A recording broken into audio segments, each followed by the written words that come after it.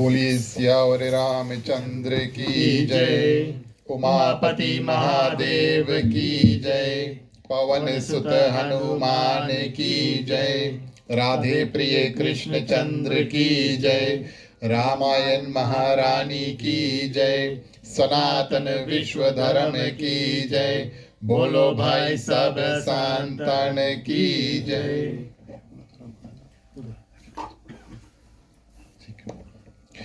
उपस्थित आदमी श्रोतागण, अपने ओर से हमारे मंडली आदर्श सत्संग रामायण मंडली सभी सदस्य यहाँ पर जो उपस्थित हुए हैं और आज के जो हमारे ग्राम मालिक मालकिन समस्त परिवार श्रीमान श्रीमती जय नारायण जी, उनके माता जी यहाँ पर उपस्थित है।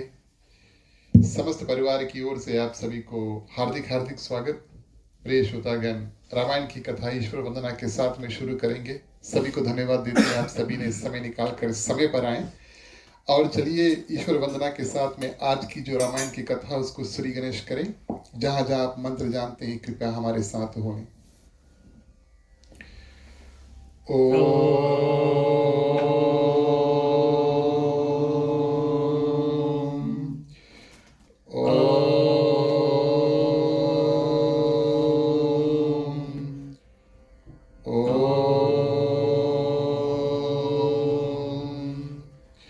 ओम श्री गणेशाय नमः।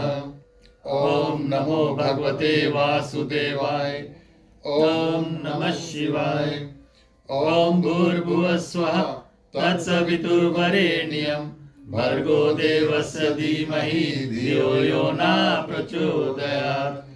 सरस्वती नमस्तुभ्यं वरदे कामरूपिणी विद्यारंभं करिष्यामि सिद्धि भवतु मे सदा। गुरुर्ब्रह्मा गुरुर्विष्णु गुरुर्देवो महेश्वरा। गुरुर्साक्षात् परब्रह्मं तस्मै श्री गुरुवे नमः।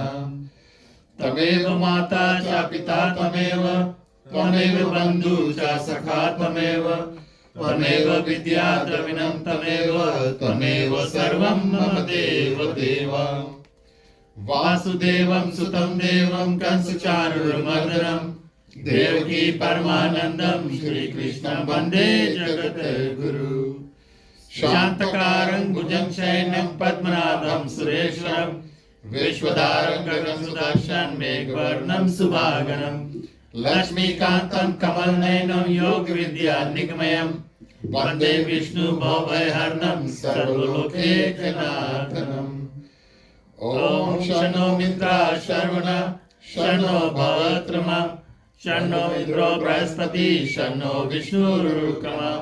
नमो ब्रह्मणे नमस्तवायो तमेव प्रतीक्षं ब्रह्मासि तमेव प्रतीक्षं ब्रह्मा वदिष्यामि ऋतं वदिष्यामि सत्यं वदिष्यामि।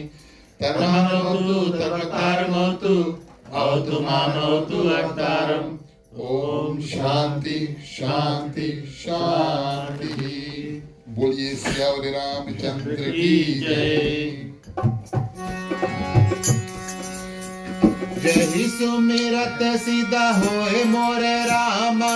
जननायक करिवर वंदना करो अजोगा होए मोरे रामा। भूत रात सुबह सुन सजना भोग होए माताल मोरे रामा। भानु चढ़े गिरवर गहना जात के हाथ दयाल मोरे रामा। प्रभाव सकल करि बल रहना।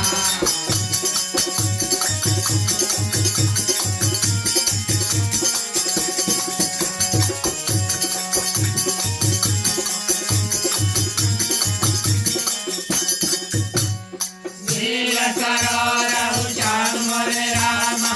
करुणे अरुण वारिज नयना करहु सुमन उर्धाम मोरे रामा। सदा क्षीर सागर शयना तून इंद्र सब जय मोरे रामा। उमा रमन करुणायना जाहि दीन कर दे मोरे रामा। करहु सिपामर संग मैना।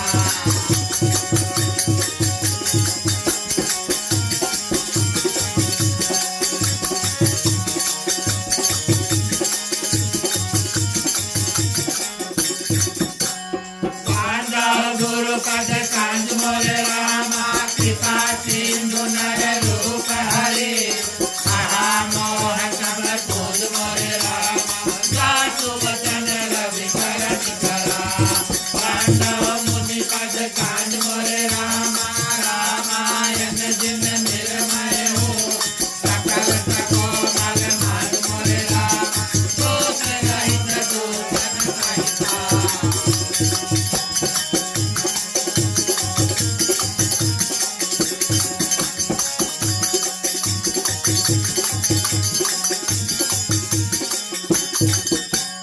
पांडव चारौ वेद मोरे रामा बहुवारित गोहित चरिता विनहित पठन वेद मोरे रामा मरण रघुबर विषयता पांडव विधि पठरेण मोरे रामा भवसागर जिनकी नया शांत सुभाष जिने मोरे रामा कट कह कल विश्वारिणी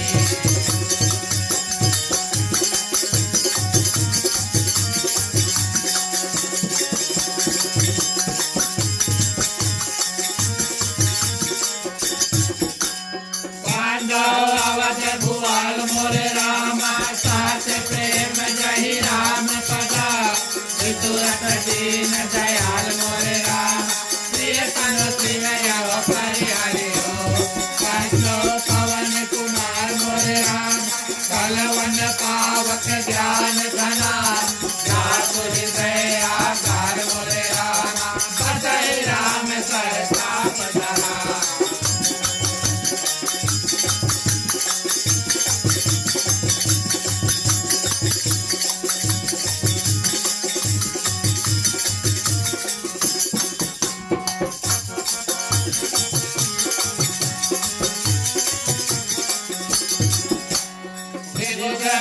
प्रभु गुरु करना बाज कहो कर दो और प्रसन्न पुरवाहु सकला माज मनोरथ हो गिरायात जल बीज समा कैयत बीन जबी बांधव सीता राम पदा जिनहि परम प्रिय की समय सुमिरन करो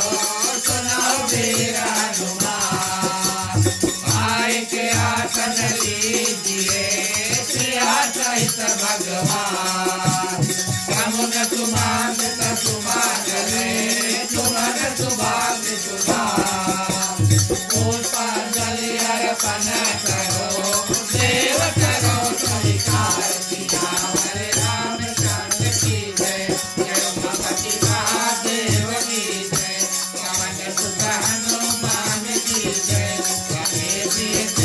चांद की जय रामायण महारानी की जय सनातन धर्म की जय जय बोलो भाई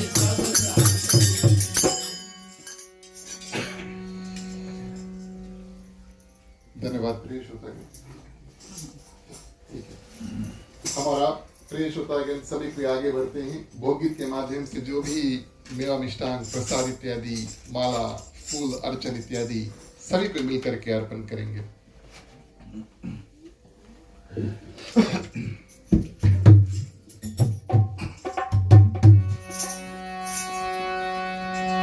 राम रसिया मोरे मन बसिया रुचि रुचि भोग लगाओ रसिया राम रसिया मोरे मन बसिया रुचि रुचि भोग लगाओ रसिया मोरे मन बसिया रुचि रुचि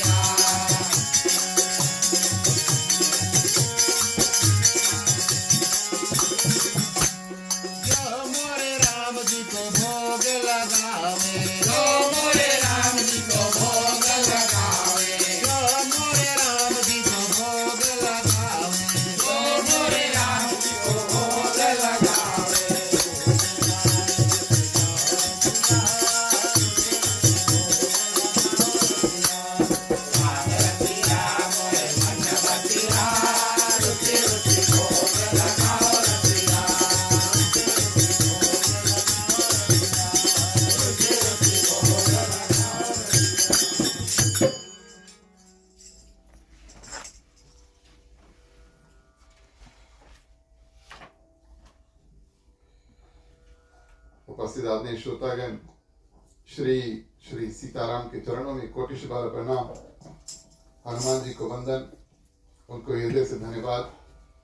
हमारा और आपका आगमन आज इस आंगन में हुआ, उसमें हनुमान जी की बड़ी आसीन कृपा है, क्योंकि राम कथा में जो भक्त पहुंचता है, हनुमान जी उनको अनुमति देते। राम दुआरे तुम रखवारे, होत न आज्ञा बिनु पैसारे। जब हम और आप प्रिय श्रोता यहाँ पर पहुंचकर राम कथा में आते हैं, इसका ये मतलब हुआ कि हनुमान जी की कृपा दृष्टि हमारे ऊपर अवश्य बरसी।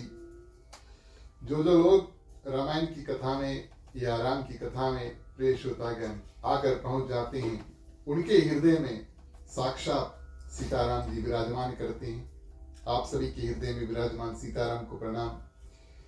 हमारे ग्रह परिवार श्रीमान श्रीमती जय नारायण, समस्त परिवार, माता जी, मुख्य श्रोता रूप, इनकी ओर से इनके ग्राम निवास में आप सभी को हार्दिक हार्दिक स्वागत। आज के हमारे कथा का जो स्थान है उसको प्रदान करने के लिए ग्रह परिवार को हृदय से हार्दिक हार्दिक धन्यवाद हमारे ओर से, आप सभी की ओर से, क्योंकि कथा का स्थान जब मिलता है तब हम और आप ऐसे सत्संग में जुड़ पाते हैं। जितने हमारी मंडली के सदस्य आज हमारे साथ जुड़े परिवार सहित, आप सभी को हृदय से धन्यवाद देते हैं। हमारा और आपका इस रूप में जब संगम होता है, मिलन होता है, तब हम ऐसे दिव्य सुंदर भगवान श्री रामचंद्र जी की कथा जो है उसको कर पाते हैं। पधारे हुए जितने भक्तगण दूर से आए हैं, निकट से आए हैं, समय पर आए हैं, आप सभी को हृदय से धन्यवाद देते हैं। भगवान श्री रामचंद्र जी की आसीन कृपा आप सभी के ऊपर बरसे। साधु संत को वंदगी, ब्राह्मण को प्रणाम। हमारे मंडली आदर्श सत्संग रामायण मंडली की ओर से आप सबको जय सिया राम। जय सिया राम। प्रिय श्रोतागण, हम और आप पहुंचे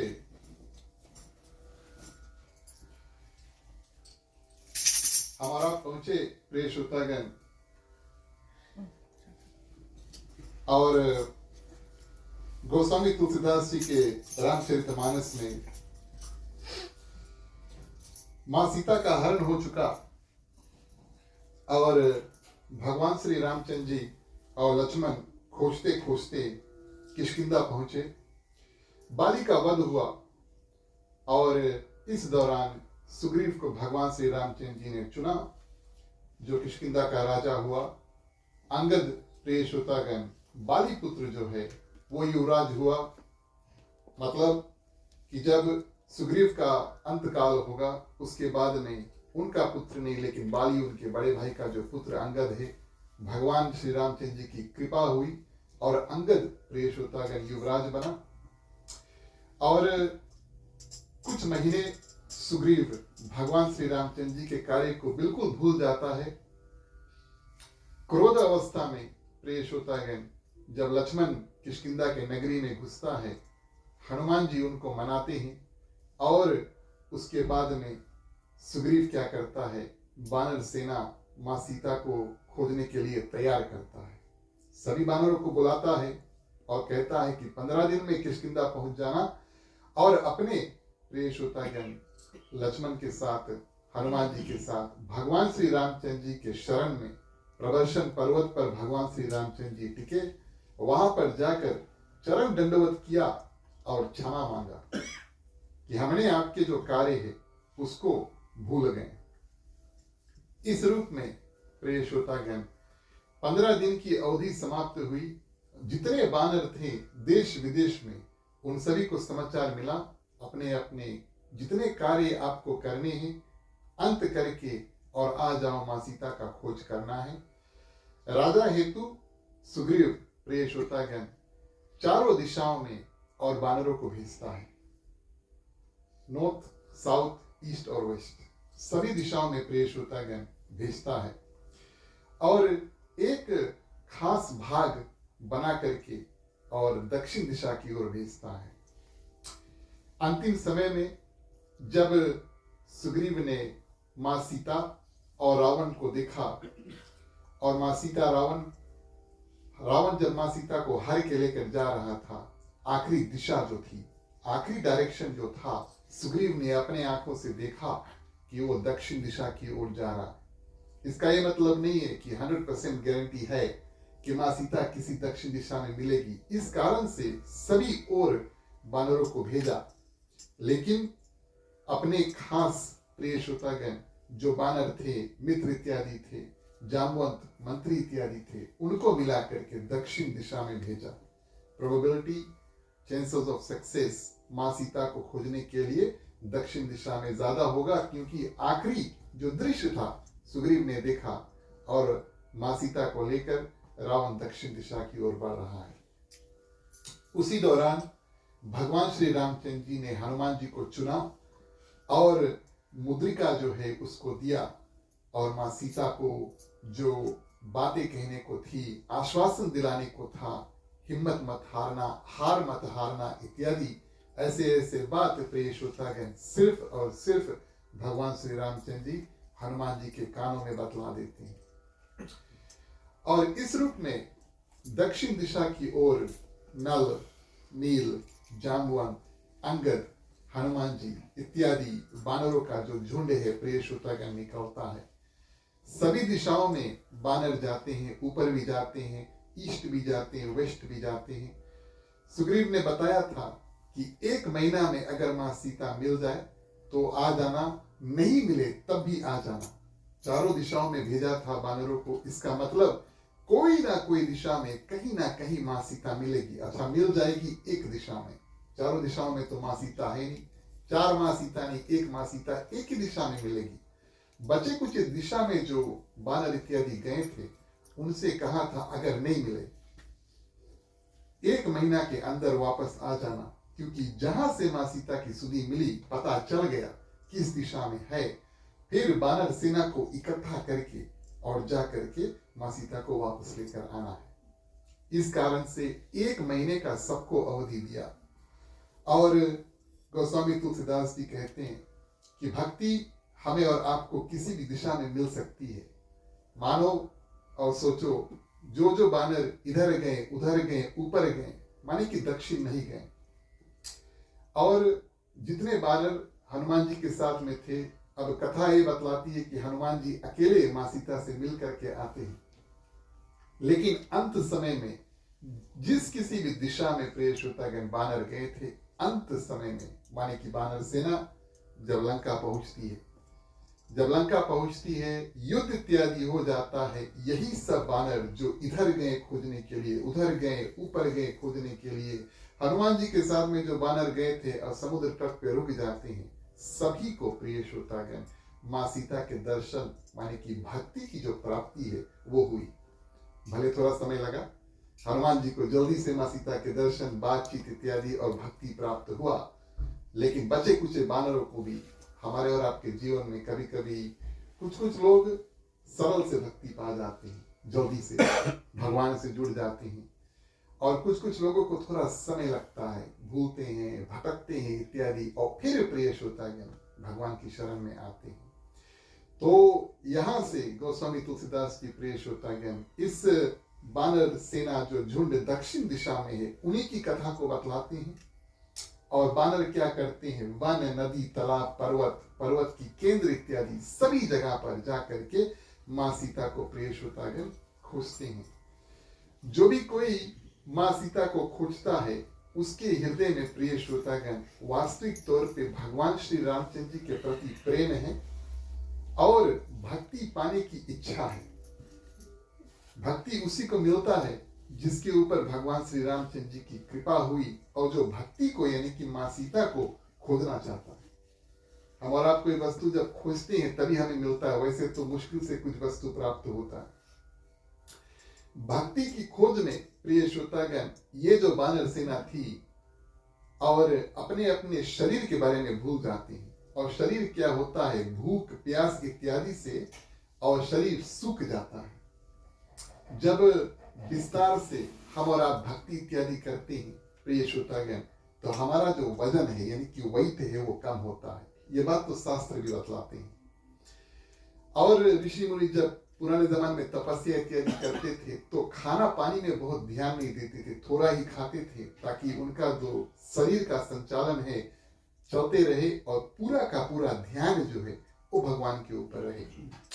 शरीर का जो प्रेम है, ममता है, वो भूल जाते हैं ये बानर। कभी कभी भक्ति के रास्ते में हमें और आपको कोई रुकावट प्राप्त होंगे। मान लो आप तैयार होकर के जाते हैं और सोचते हैं कि आज हम कहीं मंदिर में चल दें या रामायण की कथा में चल दें, और उसी क्षण आपके घर के द्वार पर आपका मित्र आ जाता है और अपना जो यंत्र है बोट लेकर आता है, बोले चलो मछली मार लीजिए। कभी कभी प्रिय श्रोतागण, भक्ति के रास्ते में, अब हम ये नहीं कहेंगे कि अपने मित्र को मारना, ऐसा मत, लेकिन कभी कभी भक्ति के रास्ते में भी रुकावट, राक्षस इत्यादि मिलते हैं। गोस्वामी तुलसीदास जी बताते हैं, ये बानर सेना जब निकलती है माँ सीता के खोज में, कहीं कहीं पर उनको और वन में राक्षस मिलते हैं, उनको मार देते हैं, जल्दी से मार देते हैं और आगे प्रिय श्रोतागण बढ़ते हैं। इस रूप में प्रिय श्रोतागण बहुत प्रकार से खोजें, और एक ऐसा समय आता है जब सबको बहुत ज्यादा प्यास लगती है। काफी दिन तक ये बात हम और आप अनुभव करके देख सकते हैं। काफी दिन तक अगर हम बहुत खाना नहीं खाएं या नहीं खाएं, चलो ठीक है, हमारा जीवन का अंत नहीं होगा, कोई दिन ट्राई नहीं करना है। लेकिन प्रिय श्रोतागण, पानी अगर प्राप्त नहीं हुआ तब हमारा जीवन और जल्द ही अंत हो सकता है। खाना अगर नहीं मिला, चलो कुछ दिन तक हम टिक जाएंगे, लेकिन पानी अगर नहीं मिला, ये एक आवश्यक वस्तु है। तो जब सभी को प्यास लगती है प्रिय श्रोतागण, सभी को व्याकुल होते हैं और जंगल में गुम हो जाते हैं, हेरा जाते हैं। और इसमें प्रिय श्रोतागण, बुद्धिमान हनुमान जी मन में ऐसा अनुमान करते हैं कि अगर जल नहीं पिया तब हमारा और सभी जितने बानर हमारे साथ हैं, सभी भगवान के प्यारे हो जाएंगे और माँ सीता की खोज जो है वो हो नहीं पाएगी। तो क्या करते हैं प्रिय श्रोतागण, पहाड़ की चोटी पर चढ़ते हैं, शिखर पर चढ़ते हैं और देखते हैं चारों ओर। एक पहाड़ पर चढ़ते हैं, सभी ओर देखते हैं और उनको प्रिय श्रोतागण एक गुफा यानी कि एक कैव जो है वो देखने को मिला। और उसके वो जो गुफा था, उसके मुख के, कैव का जो मुख था प्रिय श्रोतागण, वहां से कई चिड़िया इत्यादि, चकवा, बगुले, हंस इत्यादि उड़ रहे थे। ये तो शास्त्र भी बताती है। और प्रिय श्रोतागण, ऐसा होता है कि अगर मनुष्य या बानर मान लो जंगल में जानते नहीं है कि पानी कहाँ पर है, लेकिन जो जीव जंतु उस जंगल में रहते हैं, जानवर है या पक्षी है यानी कि चिड़िया है, वो जानते हैं कि पानी कहाँ पर है और वहीं पर घूमेंगे, पानी के नजदीक रहेंगे। हनुमान जी अपनी बुद्धि इस्तेमाल करते हैं और इतने ढेर चिड़िया को देखते हैं इस गुफा के आसपास घूमते हुए, ऐसा अनुमान लगाया कि वहां पर पानी होगा और सभी को प्रिय श्रोतागण लेकर के वहां पर चलते हैं। कहां पर चलते हैं? उस गुफा के अंदर प्रिय श्रोतागण प्रवेश करते हैं। यहाँ पर हनुमान जी हमें और आपको बड़ा सुंदर सीख देते हैं। जीवन में कठिनाई अवश्य आएगी, ऐसा होगा नहीं। अब हम ये नहीं कहेंगे कि हम और आप कभी भूख प्यास से तड़पेंगे, ऐसी बात नहीं है। लेकिन किसी न किसी मोड़ पर जीवन में दुख तकलीफ इत्यादि आएंगे। हिम्मत प्रिय श्रोतागण हारना नहीं चाहिए और किसी न किसी रूप से बुद्धि का इस्तेमाल करके और आगे की जो रास्ता है उसको निकालना चाहिए। जैसे हनुमान जी शिखर के ऊपर चढ़ते हैं और देखते हैं गुफा है, चलो सब कोई उसमें चले। और गुफा के अंदर प्रिय श्रोतागण बारी बारी प्रवेश करते हैं। हनुमान जी पहले जाते हैं, धीरे से प्रिय श्रोतागण जब सभी कोई उसके अंदर घुसते हैं, वहां पर एक बहुत सुंदर उपवन यानी कि बगीचा जो है, पार्क का जो वातावरण था ऐसा बना हुआ था। बहुत सुंदर उसमें कमल के फूल थे, एक सुंदर मंदिर था और प्रिय श्रोतागण तप करने वाली एक स्त्री वहां पर बैठी थी।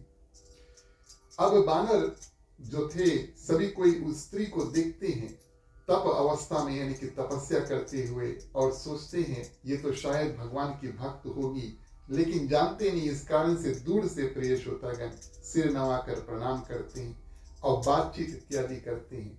और वो स्त्री सबसे पहले बानरों को कहती है कि आप जाओ पानी इत्यादि है, फल इत्यादि है, आप लोग अपने भूख और प्यास से तृप्त हो जाओ, यानी कि पेट भर लो, और जब ये सब कार्य हो जाएगा तब हम और आप बैठकर बात करेंगे। सभी ने स्नान किया, नहाया, मीठे मीठे फल इत्यादि खाएं, और प्रिय श्रोतागण जब सब कुछ हो गया तब इस सुंदर कन्या के सामने पहुंच करके वार्तालाप यानी कि बात करते हैं।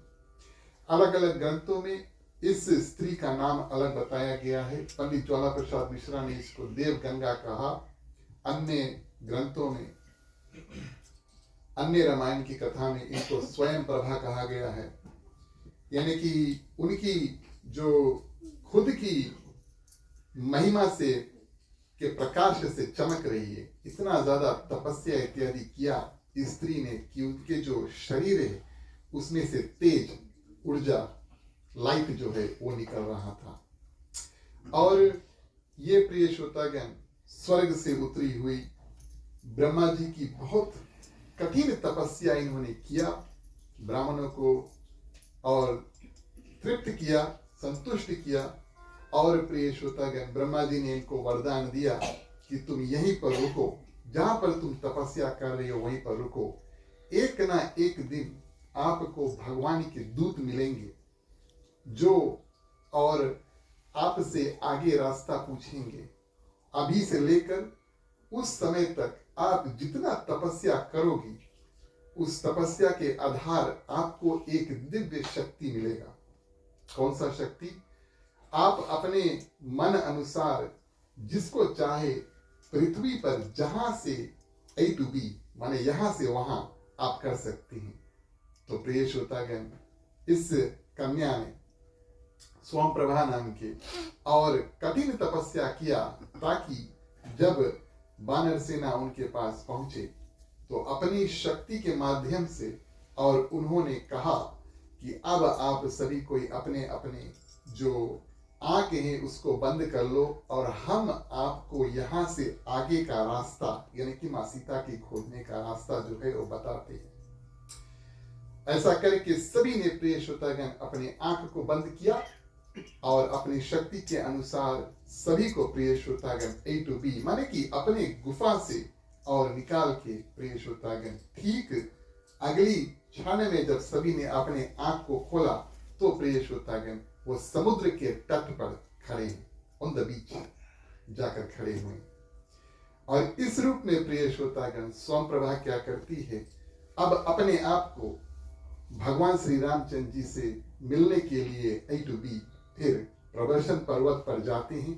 यहाँ पर अंतर्दृष्टि हुई, भगवान श्री रामचंद्र जी के सामने पहुंची और इस रूप में प्रिय श्रोतागण भगवान श्री रामचंद्र जी ने उनको और अनपायणी भक्ति जो है उसका वरदान दिया, जो अचल रहे या जो कभी नष्ट ना हो, ऐसे सुंदर भक्ति को प्रिय श्रोतागण भगवान श्री रामचंद्र जी ने उनको प्रदान किया और उनसे कहा कि आप जाओ बद्री के आश्रम में, अब आराम से रहो और कुछ दिन बाद आपको हमारे परम धाम जो है प्रिय श्रोतागण उनको होगा। इस रूप में प्रिय श्रोतागण भगवान श्री शंकर माँ पार्वती को कथा बताते हैं और कहते हैं कि धन्य है स्वयं प्रभा और धन्य है ऐसे वानर जो भगवान श्री रामचंद्र जी की कृपा से भक्ति के रास्ते में आगे बढ़े और इतना भक्ति किया कि भगवान श्री रामचंद्र जी की साक्षात दर्शन जो है एक क्षण में उनको प्राप्त हुआ। हम और आप भगवान श्री रामचंद्र जी की स्तुति करें, फिर कथा आगे बढ़ाए। बोलिए सियावर रामचंद्र की।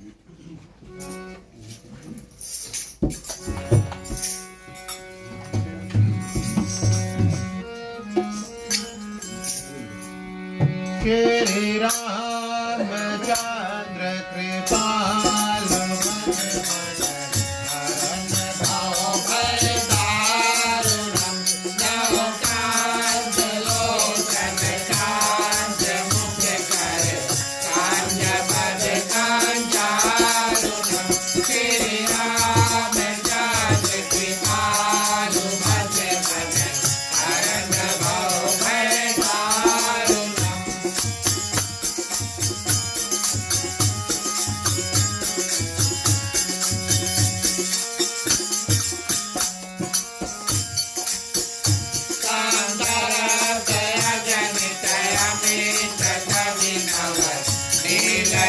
नीरज सुंदरम पठपीतमानौ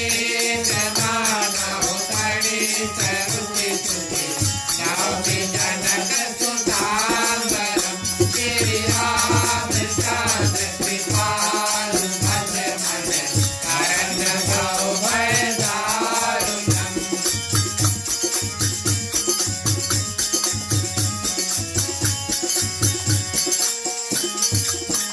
भजुदीन बंधु दिनेश दानव दैत्यवंशनिकान्दन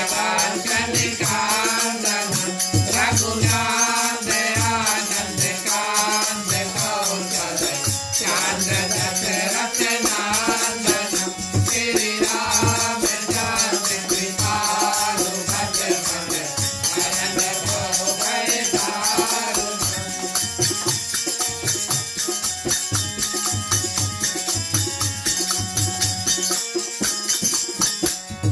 मुकुट कुंडल तिलक चारु चाहे अंग विभूषणम् आजान बुध कर चाप धरवान ज्ञान नित कर भूषणम् श्रीरामचन्द्र कृपालु भज मन शरण भयदारुणम्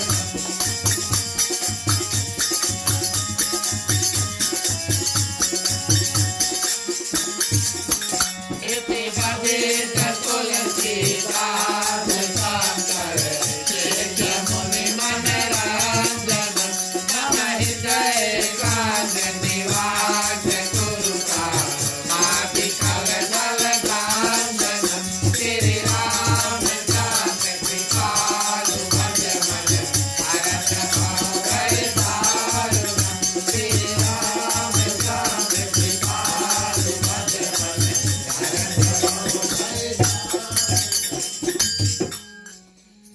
धन्यवाद प्रिय श्रोतागण। जब तक बानर सेना जो दक्षिण दिशा में गई, उन्होंने समुद्र के तट पर रेत पर यानी कि बालू पर सोमप्रभा की कृपा से आकर के खड़े हुए, तब तक 1 महीने का जो समय है वो बीत गया। सुग्रीव ने कहा था कि 1 महीने के अंदर मां सीता मिले या ना मिले, वापस लौटकर आ जाना। लेकिन प्रिय श्रोतागण, यहां 1 महीने का समय पूरा बीत चुका और अब बानर सेना जो थी, प्रिय श्रोतागण, मन में विचार करते हैं, समय भी बीत गया और काम भी नहीं हुआ। अब हमारे और आपके प्रिय श्रोतागण मन में ऐसा दुख होगा अगर कभी ये जो सिनारियो है हमारे और आपके ऊपर आए और अंगद यहाँ पर प्रिय श्रोतागण विलाप करते हैं, आंख में उनके जल भर आते हैं और सोचते हैं कि दोनों प्रकार से हमारी मृत्यु हुई। एक तो माँ सीता की खोज में निकले थे, उसके बारे में कुछ पता नहीं लगा, और दूसरा अब 1 महीना हो गया ना, 1 महीना के बाद में अगर हम जाएंगे किष्किंधा तो अवश्य सुग्रीव को और क्रोध होगा और वो हमारा वध वैसे कर देंगे। यहाँ माँ सीता नहीं प्राप्त हुई और वहां प्रिय श्रोतागण अवश्य सुग्रीव जो है राजा हेतु हमें कुछ ना कुछ दंड देगा। इनके ऐसे वचन सुनकर, क्योंकि ये युवराज हैं, इनके ऐसे वचन सुनकर प्रिय श्रोतागण सभी कोई रोने लगते हैं और एक क्षण के लिए, थोड़ी देर के लिए सभी कोई सोच में मग्न यानी कि सोच में डूब जाते हैं। उसके बाद में सभी कोई रेत पर बैठ करके प्रिय श्रोतागण एक संकल्प करते हैं। जैसे हम और आप जब पूजा शुरू करते हैं, ब्राह्मण को बुलाते हैं तो पूजा सुंदर से अंत हो, इस कारण हम और आप सबसे पहले संकल्प करते हैं, ब्राह्मण मंत्र इत्यादि कहेंगे और इस रूप में सभी बानर वहां पर रेत पर बैठ करके संकल्प करते हैं कि अब तो यहाँ से रास्ता आगे का ही है, अब हम पीछे नहीं जा सकते। अब किसी ना किसी रूप से माँ सीता की सुधि जो है पता लगा करके तब हम वापस किष्किंधा जाएंगे, नहीं तो हम प्रिय श्रोतागण नहीं पहुंचेंगे। निष्ठा बनी, निष्ठा माने डिटर्मिनेशन, सभी के मन में ऐसी अवधि हुई और उनको ऐसा अवस्था प्राप्त हुआ, इससे आगे अब हमें आगे ही जाना है, अब हम पीछे मुड़कर जा नहीं सकते। अंगद के वचन प्रिय श्रोतागण जायज है या ना जायज है, अब हम और आप जानते हैं भगवान श्री रामचंद्र जी की असीम कृपा अंगद के ऊपर थी, क्योंकि बाली ने अपने पुत्र अंगद को भगवान श्री रामचंद्र जी के शरण किया था। इस कारण से सभी वानर प्रिय श्रोतागण ये बात जानते हैं कि अंगद को भगवान श्री रामचंद्र जी के होते हुए सुग्रीव कुछ नहीं करेगा। इस रूप में सभी की निष्ठा बनी और प्रिय श्रोतागण जामवंत जो है बड़े बूढ़े, जब सभी देवता प्रिय श्रोतागण भगवान श्री रामचंद्र जी के मदद करने के लिए तैयार हुए, माने विष्णु भगवान मनुष्य रूप में आएंगे, तो कई देवता क्या करते हैं, कहते हैं कि हम जाकर के भगवान की सहायता जो है उसको करेंगे, क्योंकि वो हमारा कार्य को करने जा रहा है, यानी कि रावण के वध करने जा रहा है, इस कारण से हम सहायता करेंगे। ब्रह्मा जी ने प्रिय श्रोतागण जामवंत का रूप धारण किया, ब्रह्मा जी ने जामवंत का रूप धारण किया और रीछ यानी कि भालू यानी कि बेया ऐसा रूप उन्होंने बनाया। भगवान श्री रामचंद्र जी की जो सेना थी, सुग्रीव की जो सेना थी, एक बगल उसमें बानर थे और दूसरे बगल भालू यानी कि रीछ जो थे, और उनके जो चीफ थे यानी कि मुखिया थे वो जामवंत थे। और जब अंगद दुखी होते हैं तब क्या करते हैं, भगवान श्री रामचंद्र जी की सुंदर कथा जो है प्रिय श्रोतागण उनको सुनाते हैं। जब हमें और आपको क्रोध आए तब भगवान की कथा सुने, तब हमारा क्रोध शांत हो, और जब हमें और आपको किसी प्रकार का दुख हुए, कैसा भी दुख है प्रिय श्रोतागण, तब भगवान श्री रामचंद्र जी की कथा सुने। कथा की ये महिमा है, भगवान की कृपा होती है और हृदय में से या तो क्रोध यानी कि गुस्सा और या तो प्रिय श्रोतागण शोक यानी कि दुख हृदय से अपने आप चल देते हैं। तो सभी प्रिय श्रोतागण वहां पर बैठ करके भगवान श्री रामचंद्र जी की जो यश है उसका गायन करते हैं। खास तौर से जामवंत बूढ़े हैं, ज्ञानी है, और कहते हैं कि भगवान श्री रामचंद्र जी को माने अंगद को, बच्चे कुछ बानरों को समझाते हैं, कहते हैं कि भगवान श्री रामचंद्र जी को साधारण मनुष्य मत मानो, वो तो निर्गुण ब्रह्म है और अजय है और अजन्मा है। उन्होंने और उस समय तुमको बचाया था और आज भी वो तुम्हें किसी ना किसी रूप से अंगद को समझाते हैं कि बचाया है। हम और आप बड़े बड़भागी हैं। जामवंत कहते हैं कि हमारे ऊपर भगवान श्री रामचंद्र जी की ऐसी कृपा हुई कि हम उनके कार्य में किसी ना किसी रूप से हाथ लगा सके।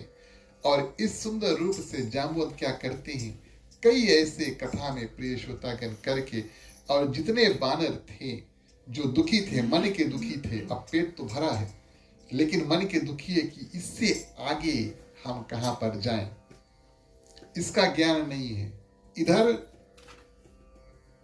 इधर प्रिय श्रोतागण पृथ्वी है, भारत है, और उधर आगे समुद्र है। अब उनको पता नहीं कि यहां से आगे क्या जाना है, इसका दुख है।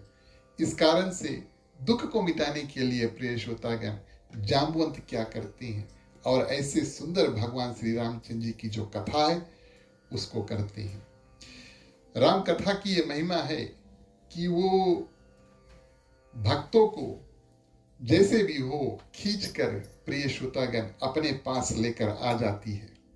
मानो आज यहाँ पर रामायण की कथा हुई और निमंत्रण स्वरूप आप सभी कोई ग्रह मालिक निमंत्रण स्वीकार करके और यहाँ पर पहुंचे हैं। उसी रूप यहाँ पर रेत पर राम कथा चल रहा है, और प्रिय श्रोतागण राम कथा की जो वाणी है, जो मुख से निकला जामवंत की कथा, वो एक गीदड़ जिसका नाम संपाति था उसके कान में पड़ती है। भगवान की ऐसी कृपा हुई और धीरे धीरे प्रिय श्रोतागण गीदड़ आता है और देखता है कि कौन, कई बानर यहाँ पर रेत पर है, और उन्होंने सोचा आज तो हमें भगवान ने खाने के लिए बहुत से बानर इत्यादि दिए, बहुत दिन से भूखा है, बोले खाएगा आज और अपने पेट में जो भूख इत्यादि उसको तृप्त करेंगे। तो ये भावना लेकर प्रिय श्रोतागण संपाति आता है। हम और आप चौपाई के माध्यम से देखें, कथा हमें आगे लेकर चलती है।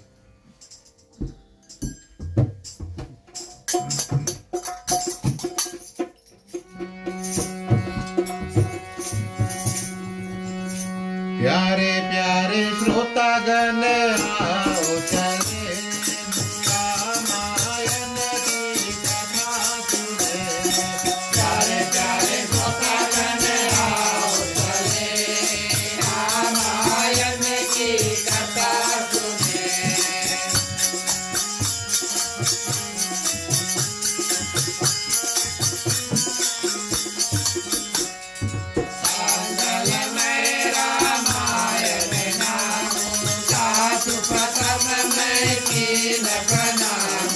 रामायण सुर तरु की छाया, दुख भय दूर निकट जो आया। प्यारे प्यारे श्रोतागण आओ चले रामायण की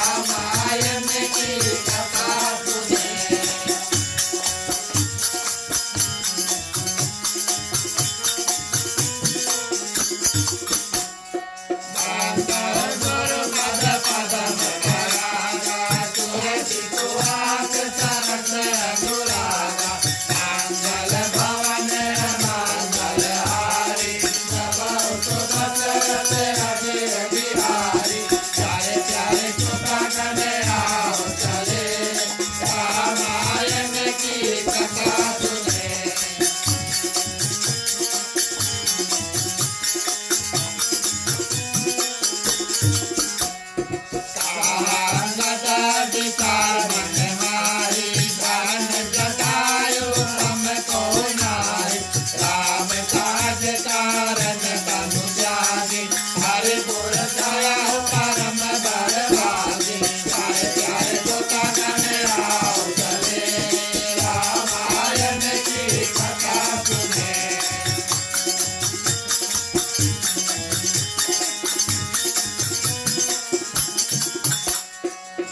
रघुवीर चरण चितलावे, तन तन नाथ गावे। सुनि मत हर्ष शोक यश बानी, आवा निकट कपिन भय मानी। प्यारे प्यारे श्रोतागण आओ चले रामायण की कथा सुने।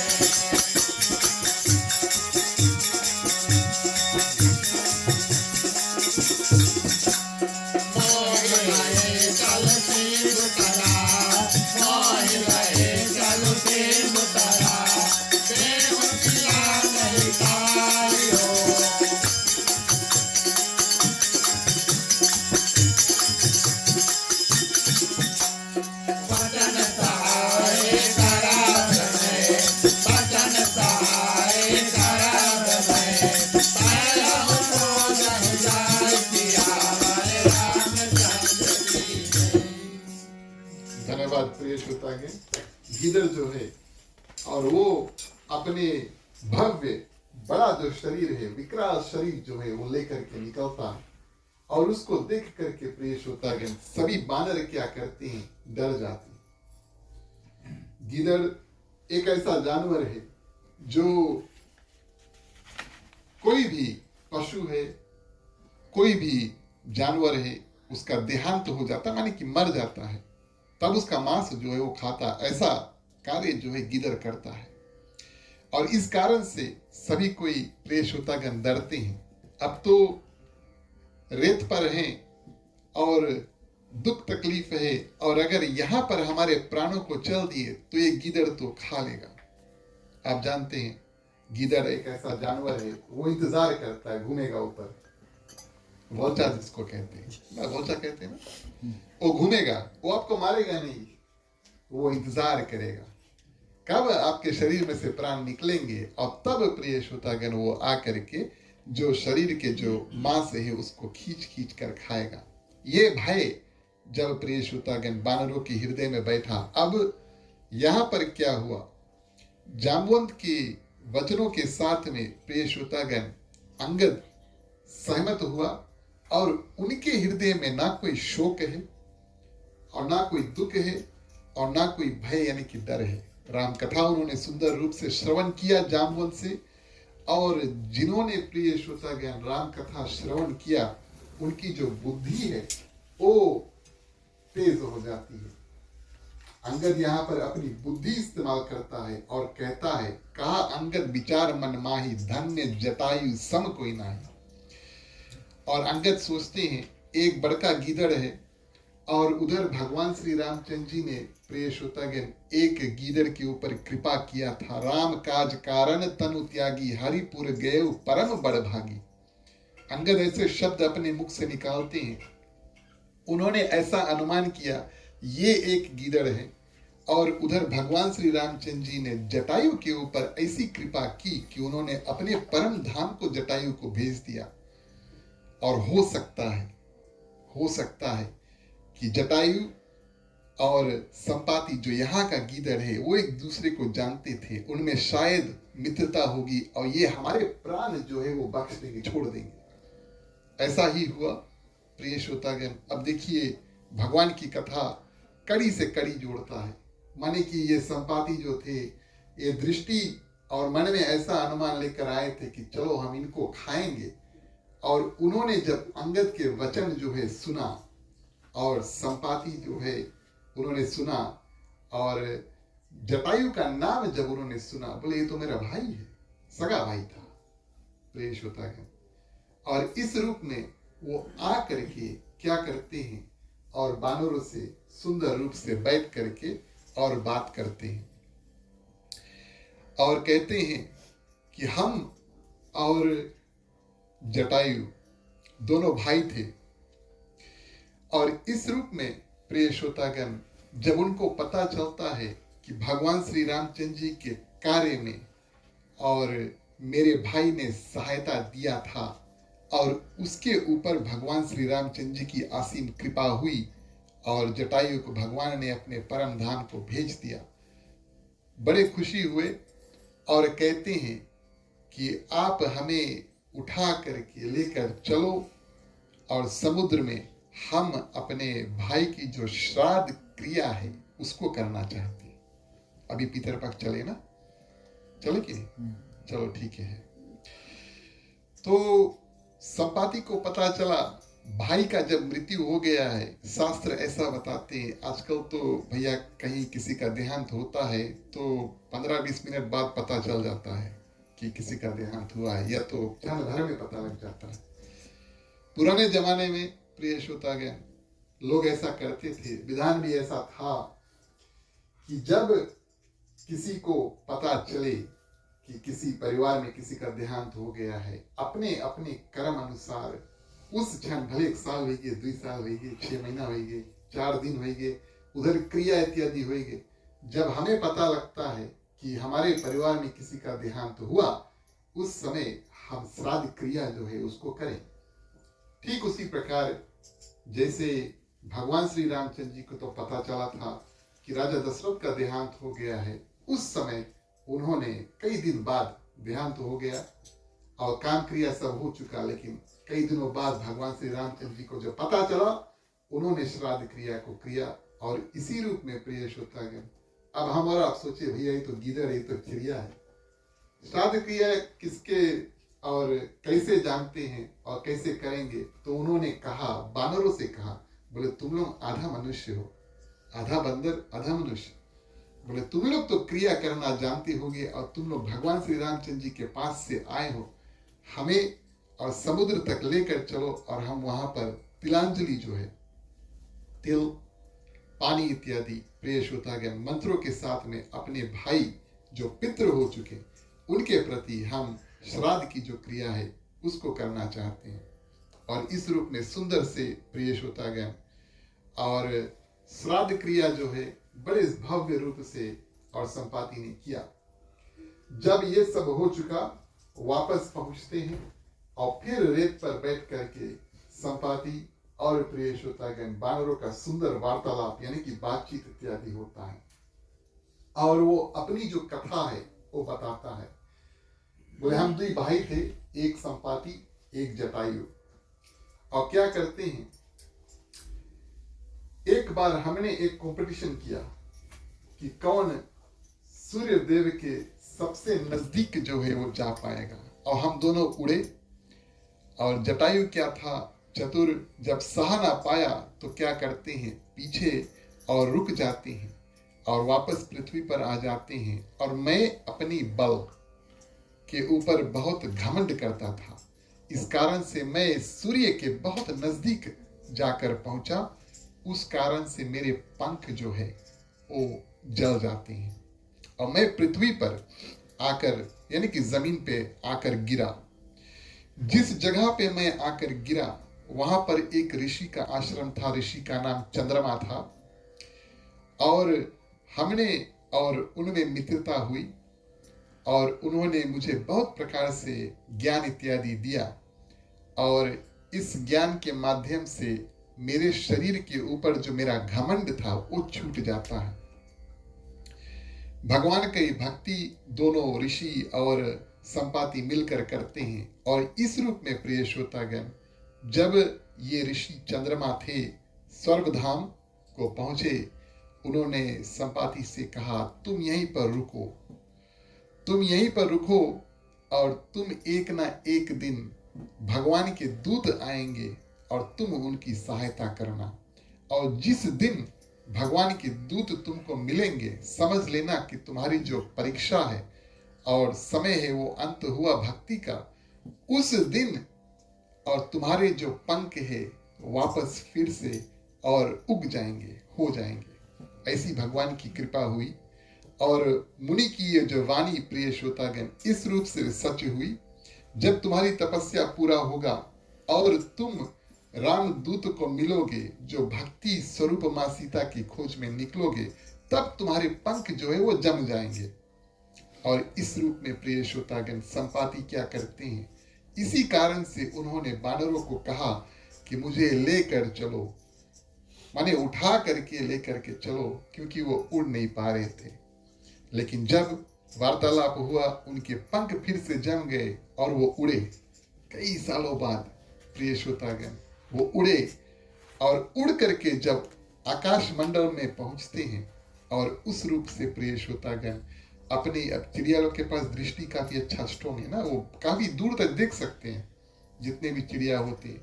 इस कारण से अपने प्रिय श्रोतागण दृष्टि से उन्होंने देखा कि मां सीता कहाँ पर है। और इतनी तेज विशाल उनकी दृष्टि थी प्रिय श्रोतागण, समुद्र के इस किनारे से लंका को देख सकते हैं, त्रिकुट पर्वत को देख सकते हैं, और प्रिय श्रोतागण रावण की राजधानी को देख सकते हैं। और कहां पर मां सीता बैठी है, एक वन, अशोक वाटिका नाम से। और उन्होंने अपने नेत्रों से प्रिय श्रोतागण उस वन को देखा और कहा वानरों से कि मां सीता लंका में है और अशोक वाटिका में इंतजार कर रही है। इस रूप में प्रिय श्रोतागण कड़ी से कड़ी इस रूप में अब मिला कि वानरों को पता चल गया कि मां सीता कहाँ है। संपाति प्रिय श्रोतागण आगे का रास्ता जो है वो बताते हैं। गिरी त्रिकूट ऊपर बस लंका, तहां रहा रावण सहज आशंका। तहां अशोक उपवन जहां रही, सीता बैठी सोच रत अहि। मां सीता सोच में बैठी है, कहां पर बैठी है ये सब बताया प्रिय श्रोतागण। और इस रूप में क्या करते हैं, बानरों से कहते हैं 400 कोस का रास्ता है यहाँ से, और कोई एक को जाकर के मां सीता की सुधि अब लेकर आना है। मेरी पास इतनी शक्ति नहीं कि मैं उड़कर जा सकता हूँ, लेकिन तुम में से किसी एक को जाकर वहां पर मां सीता से मिलना है। आगे की चौपाई कथा के साथ बोलिए श्यावरे रामचंद्र की।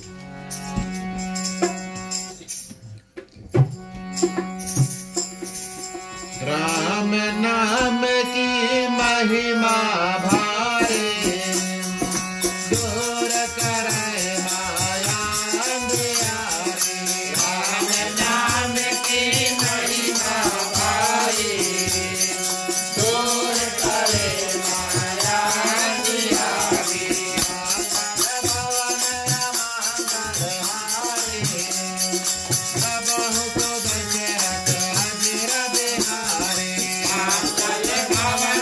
मंगल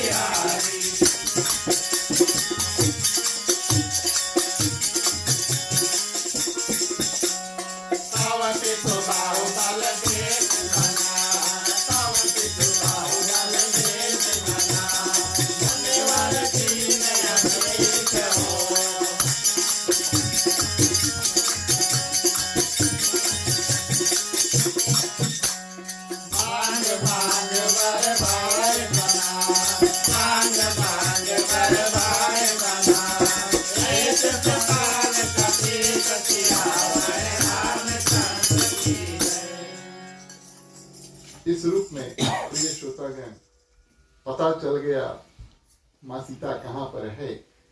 और प्रश्न ये उठा कि समुद्र को लांग करके कौन जाए और माँ सीता से बात करके और वापस आए, ताकि भगवान श्री रामचंद्र जी को बता सके कि हाँ, हमने जाकर के माँ सीता से मिला है, आपका जो संदेश है उनको दिया है और वापस आकर आपसे बता रहे हैं। सभी कोई अपने अपने बल प्रिय श्रोतागण प्रदर्शित करते हैं। सर्वप्रथम जाम्बवंत कहता है कि बामन, जब भगवान विष्णु बामन अवतार लेते हैं और जाकर के राजा बलि से 3 पग जो पृथ्वी है वो मांगते हैं, कहते हो श्रीमद् भागवत पुराण की कथा हुई। लेकिन प्रिय श्रोतागण तीसरे पग पृथ्वी में और अपना विस्तार रूप जो है वो बनाया बामन भगवान ने, जो बौना थे, बड़ा सा विकराल रूप बनाया और जगह ही नहीं बचा कि कहां पर बामन देव अपना जो आखिरी चरण है, तीसरा पग पृथ्वी कहां पर रखे। तब प्रिय श्रोतागण राजा बलि क्या करते हैं, अपना सिर उनको देते हैं और यहाँ पर आप वापस अपना जो पग है यानी कि पैर है उसको रखो। उस समय बामन देव का बहुत विकराल, बहुत बड़ा रूप बना। 2 ही पग में 3 लोक प्रिय श्रोतागण लांग देते हैं, स्टेप्स में लांग देते हैं। इतना बड़ा रूप बना और जाम्बवंत कहते हैं कि उस समय मैं जवान था और बहुत शक्तिशाली था। मुझ में इतना बल था कि 2 घंटे में 7 बार मैंने उड़ करके और बामन देव के बड़े से रूप की प्रदक्षिणा जो है वो किया। 2 घंटे में 7 बार में उड़ करके और जो बामन देव बड़ा सा रूप बना करके और तीनों लोक को 2 पग में प्रिय श्रोतागण लांग देते हैं, उसको 2 घंटे में मैंने 7 बार प्रदक्षिणा करके उसको प्रणाम किया। उस समय मैं जवान था, मेरे पास शक्ति थी, अब नहीं है, बूढ़ा हो चुका हूं। बचे कुचे जो बानर है प्रिय श्रोतागण अपने अपने बल, कोई कहता है थोड़ा जा सकता हूं, कोई कहता है आधा जा सकता हूं। अंगद कहते हैं कि मैं जा तो सकता हूं लेकिन आ पाऊंगा प्रिय श्रोतागण, ये मैं नहीं जानता कि आ पाऊंगा कि नहीं। अंगद कहता है कि जा सकता हूं लेकिन पता नहीं आ पाऊं या नहीं। और यहां पर प्रिय श्रोतागण जाम्बवंत उनसे कहते, आप तो युवराज हैं और आप प्रथम नहीं, अगर कोई नहीं बचा तब आप जाना। आप तो युवराज हैं, माने कि किष्किंधा के राजा है और ना जानते हुए कि लंका का हाल परिस्थिति कैसा है, कौन से दुख तकलीफ वहां पर होगा, हम आपको वहां पर जाने नहीं देंगे। अंगद प्रिय श्रोतागण सोचता है कि रावण का जो पुत्र अक्षय कुमार है, जिसको हनुमान जी ने जाकर के वध किया था जब गए थे, अंगद और अक्षय कुमार दोनों एक ही गुरुकुल में पढ़ते थे, किस स्कूल में पढ़ते थे। और बानर होने के हेतु प्रिय श्रोतागण अंगद के पास बहुत बल था, बहुत शक्तिशाली थे और शरारती भी थे क्योंकि माने बानर थे ना। और हमेशा प्रिय श्रोतागण अक्षय कुमार जो रावण का पुत्र था उसको घूसा मारते थे। एक दिन गुरुजी बड़े क्रोधित हुए और अंगद को श्राप दिया कि अगली बार तुम दोनों जब मिलोगे और अक्षय कुमार तुमको मारेगा तब तुम्हारा राम नाम सत्य हो जाएगा, यानी कि तुम्हारा मृत्यु हो जाएगा। अंगद सावधान है। इस कारण से प्रिय श्रोतागण जब हनुमान जी जाते हैं लंका, जाम्बवंत कान में और हनुमान जी से कहते हैं कि अगर आपको अक्षय कुमार मिलेंगे उसको मार देना। कई बानर आए जब हनुमान जी अशोक वाटिका में गए, कई बानर आए, कुछ लोगों से हनुमान जी ने बातचीत किया, कुछ लोगों के साथ में युद्ध किया, थोड़ा खेल तमाशा करके तब मारा। अक्षय कुमार जैसे आए उसको एक पेड़ उखाड़ के जल्दी से मार दिया। क्यों प्रिय श्रोतागण? क्योंकि वो अंगद की मृत्यु का कारण था। जितना जल्दी उसको मारोगे माने कि हमारे जो युवराज है वो सुरक्षित है। वास्तविक तौर पे प्रिय श्रोतागण मुख्य बात हमें और आपको यहाँ का क्या समझना है, सभी कोई अपने अपने बल के बारे में बताते हैं। जामुन कहता, अंगद कहता, बचे कुछ बानर सभी को कहते हैं हम ई कर सकते हैं, वो कर सकते हैं। एक के बानर वहां पर चुप बैठा है, वो हनुमान जी। ऐसे हैं हमारे हनुमान जी कि अपने बल के बारे में प्रिय श्रोतागण अपने बात नहीं करते। अब बल है, वैसे भूला हुआ है, जामुन याद दिलाएंगे ये तो ठीक है, लेकिन फिर भी बल है। अभी तक यहाँ पर आए हैं और वो जानते हैं कि कुछ ना कुछ बल तो है, लेकिन अपने बल के बारे में अपने आप प्रिय श्रोतागण कुछ नहीं बोलते। जामवंत उनको याद दिलाते हैं कि तुम चुप क्यों बैठे हो, माने अभी तक हनुमान जी ने कुछ नहीं बोला। इसी काम के लिए तुम्हारा जो जन्म इत्यादि है वो हुआ, और इसी कारण के लिए तब उत्पत्ति अब कहाँ समेता, सुनहु सकल बैठी ई रहता। अब बैठो यहाँ पर हनुमान जी, हम आपको आपके उत्पत्ति की जो कथा है वो बताते हैं। आपके पिता का नाम केसरी था, हनुमान जी बोले था। माता के नाम अंजनी था, बोले था। हिमालय की केंद्रा में प्रिय श्रोतागण पहाड़ों में कश्यप ऋषि और अन्य ऋषि तपस्या इत्यादि कर रहे थे, और वहां पर एक हाथी जो है मतवाला हो गया, माने पागल हो गया, और सभी ऋषि मुनि प्रिय श्रोतागण डरे। कभी कभी ऐसा होता है कि डर के कारण हम हिल नहीं पाते ना, जहां पर वहीं पर जम जाते हैं। और ऐसा प्रिय श्रोतागण ऋषियों के साथ में हुआ, और आपके पिता यानी कि केसरी थे, उन्होंने जाकर के हाथी को सिंग से पकड़ के पटका। इतना बल प्रिय श्रोतागण केसरी में था। इस रूप से ऋषि जो थे कश्यप ऋषि बड़े प्रसन्न हुए और कहा कि वरदान मांगो। तो आपके पिता ने पवन के समान शक्तिशाली, पवन देव के समान शक्तिशाली जो पुरुष है और जो पुत्र है उसको मांगा। ऋषि ने कहा तथास्तु। इधर आपकी जो माता थी अंजनी, और सुंदर रूप से सज धज कर पूजा के लिए बैठती है, तब पवन देव उनके पास जाकर उनके जो साड़ी इत्यादि वो खींचते हैं, तो माता क्रोधित होती है और श्राप देती है। पवन देव अपना रूप धर के और प्रणाम करते हैं कि हे माता, आप हमें श्राप न दें, और आपके पति ने और ऋषियों से ऐसा वरदान मांगा है कि मेरे समान शक्तिशाली पुत्र आपको हो, इसी कारण हम आएंगे।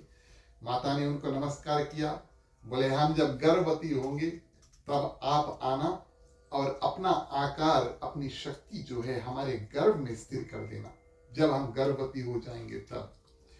इस रूप में प्रिय श्रोतागण और हनुमान जी की उत्पत्ति जो है बताते हैं कि इस रूप से, इस कारण से आपकी उत्पत्ति हुई। गोस्वामी तुलसीदास जी, हनुमान जी की उत्पत्ति कब होती है? रामनवमी के समय, रामनवमी के बाद में कुछ दिन बाद, 3-4 रोज बाद, लगभग हर साल रामनवमी के बाद में हनुमान जी की जो जन्म है उत्सव उसको मनाते हैं। या तो फिर कार्तिक महीना में यानी कि दिवाली के समय, दिवाली से कुछ पहले ना हनुमान जयंती इत्यादि होता है। गोस्वामी तुलसीदास जी इस डिबेट में नहीं पड़ते। यहाँ पर कई जगह पर रामचरितमानस को और मजबूत किया पंडित ज्वाला प्रसाद मिश्रा जी ने, जिन्होंने दोहा और चौपाई के अर्थ जो है वो लिखे। वो गोस्वामी तुलसीदास जी ने अर्थ नहीं लिखे, उन्होंने सिर्फ दोहा और चौपाई लिखा। पंडित ज्वाला प्रसाद मिश्रा जी ने अर्थ अनुवाद किया, जो मीनिंग यहाँ पर लिखे हुए हैं। और जहां जहां पर अपने मति के अनुसार पंडित ज्वाला प्रसाद मिश्रा जी ने प्रिय श्रोतागण कथा को, गोस्वामी तुलसीदास जी के कथा को और जोड़ा, दोहा भी लिखा, चौपाई भी लिखा। और हनुमान जी की जो उत्पत्ति की कथा है विस्तार में इस ग्रंथ में, जो हमारे फिजी वासियों के लिए बहुत प्रिय है, ये साक्षात पंडित ज्वाला प्रसाद मिश्रा जी ने अपने कर कमलों से लिखा। और उन्होंने लिखा कि भैया जैसे भी मनाओ कोई बात नहीं, 2 ही समय और आराम से हनुमान जी के जो जन्म है उसको मनाओ। इस रूप में हनुमान जी की जन्म की कथा प्रिय श्रोतागण जामवंत उसको बताते हैं। अंतिम चौपाई के साथ में देखेंगे कि कैसे हनुमान जी अपनी शक्ति जो है वो वापस पाते हैं। बोलिए सियावर रामचंद्र की जय।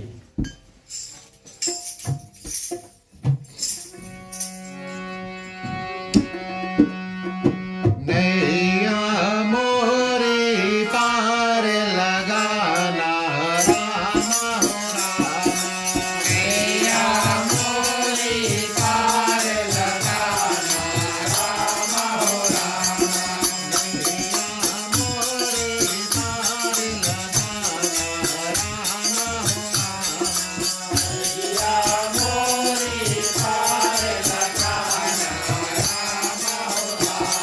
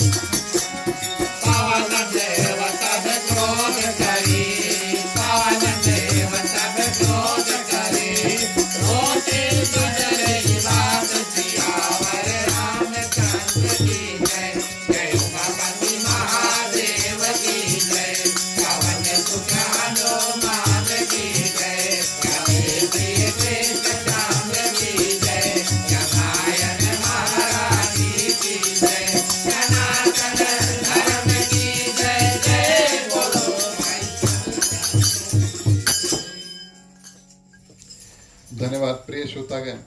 इस रूप में हनुमान जी की उत्पत्ति हुई और उसके बाद में प्रिय श्रोतागण जामवंत आगे कथा बतलाते हैं। एक समय ऐसा था, माता के गोद में तुम बैठ करके और दूध जो है पी रहे थे, और प्रातः काल यानी कि सुबह का समय था जब सूर्य देव निकलते हैं।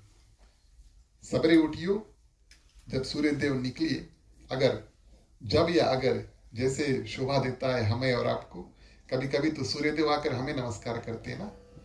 कभी काल ऐसा होना चाहिए कि उठ करके भैया सूर्य देव के नमस्कार कर लो। उगता हुआ सूरज जो लाल होता है, ललिमा होती है उसमें, और लाल सूरज को देख करके हनुमान जी क्या करते हैं प्रिय श्रोतागण, लपकते हैं। सोचते हैं एक फल है और उसको हम खा ले, दूध तो पी लिया, थोड़ा फल भी खा ले। इस रूप में प्रिय श्रोतागण और उड़कर जाकर के उस उगते हुए सूरज को प्रिय श्रोतागण अपने मुख में भर लेते हैं। ये कथा जामवंत क्यों बतलाते हैं? क्योंकि वो याद दिलाते हैं हनुमान जी को कि आपके पास इतना बल है, इतने छोटे से अवस्था में, बाल अवस्था में इतने दूर आप जा करके और सूर्य भगवान को आप निगल लिए थे। अब इतना स्टोरी कथा जो है सभी बानरों ने सुना कि हनुमान जी ने सूरज को निगल लिया था। आगे कौन सी बे पूछी, सबको पूछी, बोले आगे कौन सी बे। जामवंत बताते हैं, बोले सभी ओर जब अंधकार हुआ, सूर्य भगवान नहीं रहेंगे तो सभी ओर अंधकार होगा, और एक भी दिन प्रिय श्रोतागण अगर सूर्य भगवान हमारे पृथ्वी के ऊपर अपनी प्रकाश नहीं डालेंगे तब पृथ्वी का वातावरण नीचा जो है वो बहुत पीड़ित हो जाता है। जो जंतु पृथ्वी पर रहते हैं बहुत पीड़ा सहने लगते, ठंडी होने लगती है। इस कारण से प्रिय श्रोतागण इंद्रदेव को क्रोध आया और क्या करते हैं, और अपना वज्र जो है उसको मार के और हनुमान जी को बेहोश कर देते हैं। बानरों ने रेत के ऊपर बैठ करके बोले आगे कौन सी बे, स्टोरी चले ना। जामवंत कथा बतलाते हैं, इस रूप में जब हनुमान जी मूर्छित हुए तब प्रिय श्रोतागण उनके पिता यानी कि पवन देव क्रोधित हुए और हवा की गति रोक लिया।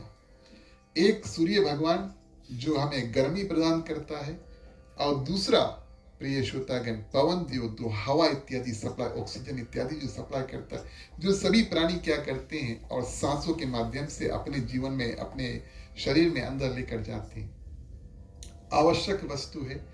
और जब हवा बंद हो चुका तब पृथ्वी के जो जंतु हैं सांस नहीं ले पा रहे थे। इस कारण से सभी कोई प्रिय श्रोतागण देवता जाते हैं और पवन देव के पास पहुंचते, पवन देव से निवेदन करते हैं कि आप हवा की जो गति है फिर से चलाने दो। बोले ऐसे नहीं, अब आपको वरदान देना है हमारे पुत्र को कि आप आगे इसके बाद में कभी भी और हमारे पुत्र को किसी ना किसी रूप से दुख नहीं दोगे। ब्रह्मा जी ने कहा तथास्तु, कभी भी हमारा जो मुख्य अस्त्र है उसको ब्रह्मास्त्र कहते हैं। बोले कभी भी इनको व्यापेगा नहीं, ये चाहेंगे तब ब्रह्म अस्त्र इनको किसी प्रकार से नुकसान नहीं कर पाएगा। वरुण देव जो पानी के देवता हैं, समुद्र के देवता हैं, वो कहते हैं कि हनुमान जी पानी के अंदर जा करके और सांस ले पाएंगे। जैसे हम और आप पानी के अंदर पहुंचे तो पानी हमारे शरीर के अंदर पहुंचेगा। हनुमान जी को ऐसा वरदान प्राप्त हुआ। अग्निदेव कहते हैं हमारी जो शक्ति है यानी कि अग्नि यानी कि आग, इनको शरीर को कभी जला नहीं पाएगी। अब ये सब प्रिय श्रोतागण कथा के माध्यम से हनुमान जी को जाम्बवंत क्या करते हैं, याद दिलाते हैं कि आपके पास इतनी इतनी इतनी इतनी इतनी शक्ति है, जितनी सब शक्ति मिला करके प्रिय श्रोतागण लंका में हनुमान जी और निभाते हैं। बड़ा रूप धर के उड़ कर जा करके और सूर्य भगवान को निगला था ना, अपना रूप बड़ा किया था। सूर्य भगवान के कौन निगल पाई भैया, जब रूप बड़ा करी हो तभी तो निगल पाई हो ना। और इस रूप में प्रिय श्रोतागण जाम्बवंत क्या करते हैं, जितनी शक्तियां हनुमान जी के पास थी सब उनको याद दिलाते हैं। रेत पे बैठे हैं बानर, जैसे हम और आप बैठकर कथा कर रहे हैं, और बानरों को ये जो स्टोरी है, कथा बहुत अच्छा लगा। उन्होंने पूछा सब बात तो ठीक है जामवंत, लेकिन कैसे हनुमान जी अपने शक्ति को भूल गए कि उनको याद नहीं कि उनके पास इतनी शक्ति है। हम लोग बोल रहे हैं यहाँ जा सकते हैं, वहां जा सकते हैं, आप तो बोले सूर्य भगवान को निगल सकते, इतनी शक्ति हनुमान जी के पास है, लेकिन बोले इनको अपने नहीं पता। जाम्बवंत प्रिय श्रोतागण आखिरी कथा बताते हैं और कहते हैं कि बानर होने के हेतु हनुमान जी बहुत शरारती थे। छोटे बच्चे शरारती होते हैं ना, बहुत शरारती होते हैं। इस कारण से ऋषि मुनि जब बैठ करके और तपस्या करते प्रिय श्रोतागण, तब उनकी तपस्या में बाधा इत्यादि देते बालक रूप में हनुमान जी। और क्या करते, माने ऋषियों के पास कमंडल है जिसमें पानी भर के, वो नदी से पानी भर के लेकर और अपने आश्रम को लेकर जाएंगे, पत्थर मार करके प्रिय श्रोतागण उस कमंडल को फोड़ देते। और कोई नदी के किनारे बैठ करके तपस्या कर रहा है, शांत चित्त वातावरण है। अब इतना ज्यादा बल हनुमान जी के पास, भले बालक है लेकिन बल बहुत ज्यादा है। छोटा छोटा पत्थर नहीं, बड़ा बड़ा पत्थर उठा करके पानी में फेंकते। अब बड़ा पत्थर पानी में फेंकियो तो आवाज हुई, इस कारण से ऋषियों की जो तपस्या इत्यादि है भंग हुआ। ऐसे ऐसे छोटा छोटा नाटक इत्यादि प्रिय श्रोतागण अपने बल की जो परीक्षा है बालक रूप में हनुमान जी ने किया।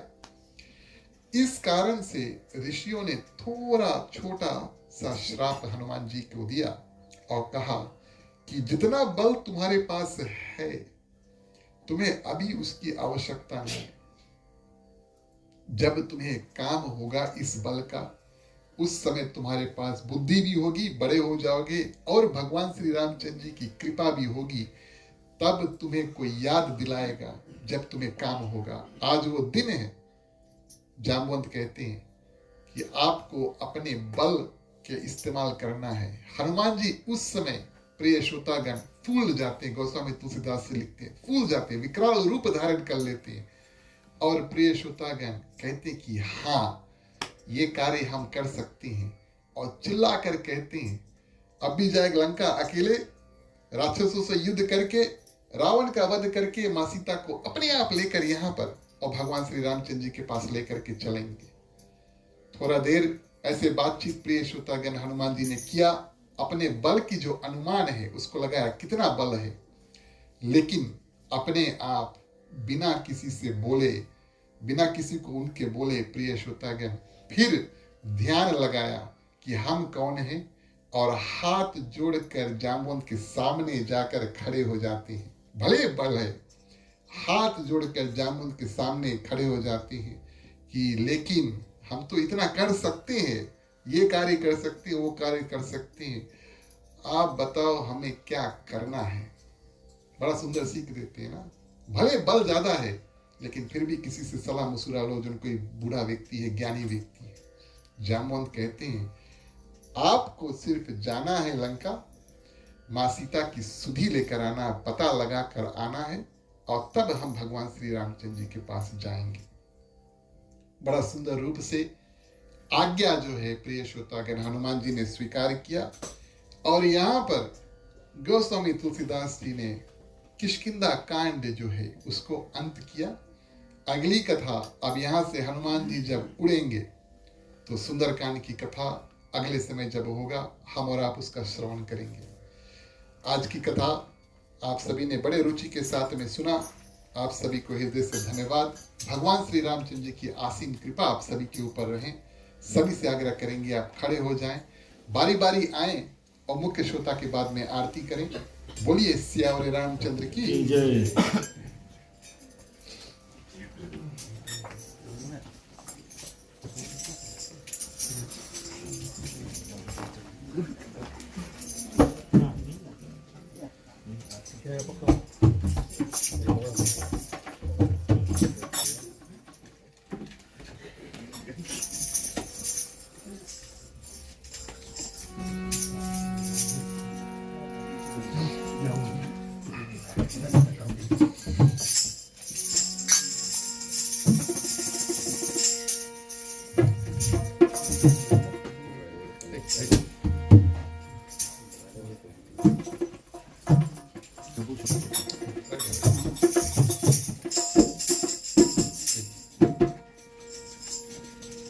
आरत श्री रामायण जी की आरती, कीरत कलित ललित श्री अम्बी की आरती।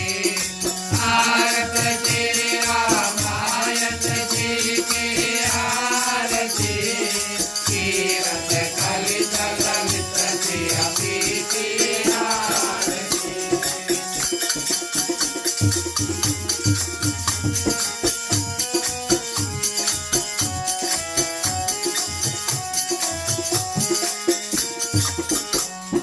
गावत ब्रह्मादिक मुनि नारद आरती, आरती कवि ज्ञान विशारद आरती। भारत श्री रामायण जी की आरती, कीरत कलित ललित श्री अम्बी की आरती।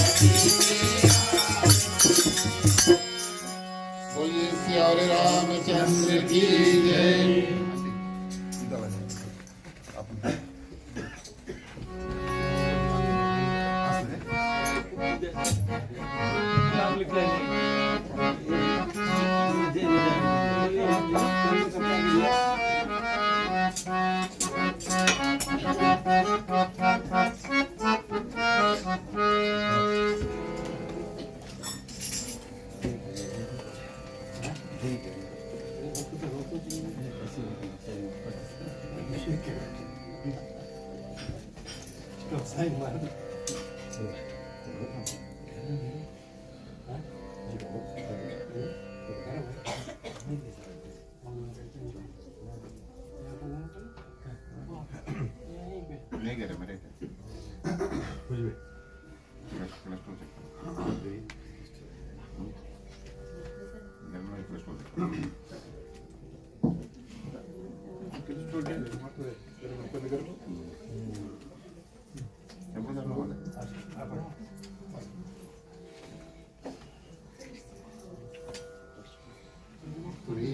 माता पिता तुम्ही हो बंधु सखा तुम्ही हो, जो खिल सके ना वो फूल हम है, तुम्हारे चरणों के धूल हम है, दया की दृष्टि सदा ही रखना, तुम्ही हो बंधु सखा तुम्ही हो साथी तुम्ही सहारे, कोई न अपना सिवा तुम्हारे, तुम्ही हो नैया तुम्ही खेवैया, तुम्ही हो बंधु सखा तुम्ही हो बंधु सखा तुम्ही हो बंधु सखा तुम्ही हो। ओम कर्पूरगौरं करुणावतारं संसार सारं भुजगेन्द्रहारं, सदा वसन्तं हृदयारविन्दे भवं भवानी सहितं नमामि, भवं भवानी सहितं नमामि, भवं भवानी सहितं नमामि। ओम मंगलम भगवान विष्णु मंगलम गरुड़ध्वजा मंगलम पुंडरीकाक्षो मंगलाय तनो हरि, सर्व मंगल मांगल्ये शिवे सर्वार्थ साधिके, शरण्ये त्र्यंबके गौरी नारायणी नमस्तुते, नारायणी नमस्तुते, नारायणी नमस्तुते।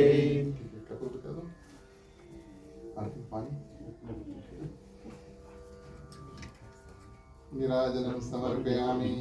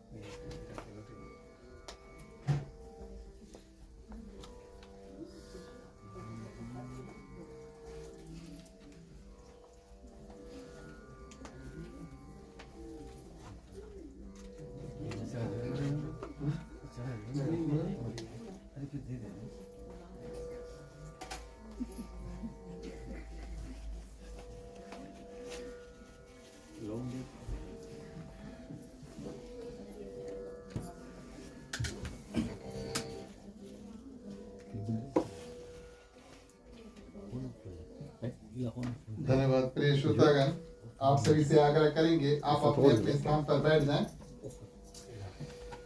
बैठे बैठे बारी बारी आप सभी प्रिय श्रोतागण आरती का दर्शन करें।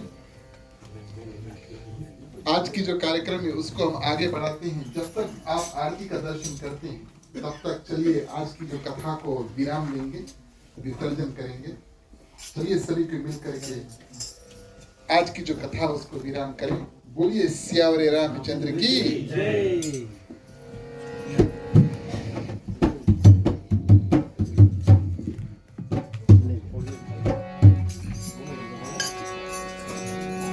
बोलो ओम नमः शिवाय नमः, बोलो ओम नमः शिवाय नमः, बोलो ओम नमः शिवाय नमः, बोलो ओम नमः शिवाय नमः। कथा विसर्जन होत है, सुनो वीर हनुमान, राम लखन सिर जान की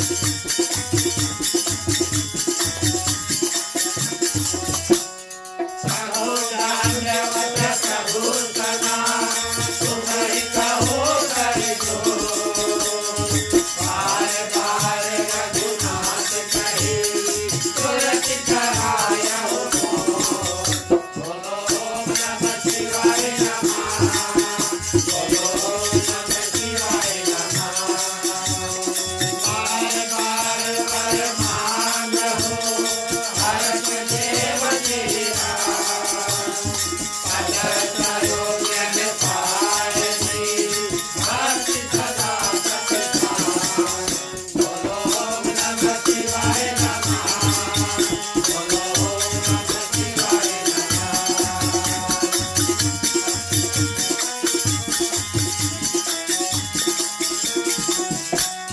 गाओ पवन सुत शयन करो मानस भय विश्राम दास तुम्हारे दास को प्रीत भय सबका बोलो ओम नमः शिवाय नमः बोलो ओम नमः शिवाय नमः हरि चरण गुरु चरण शरण में गौरी गणेश तुलसीदास प्रभु के चरना शरण में अवध करे बोलो ओम नमः शिवाय नमः बोलो ओम नमः शिवाय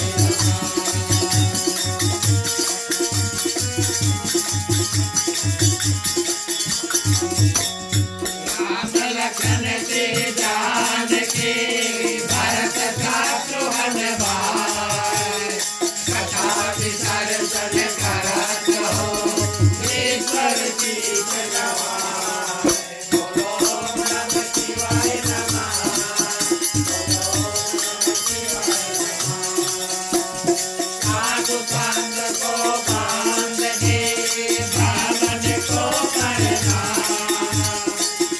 साधन कर जोड़ के सबको सीताराम बोलो ओम नमः शिवाय नमः बोलो ओम नमः शिवाय नमः बोलो ओम नमः शिवाय नमः बोलो ओम नमः शिवाय नमः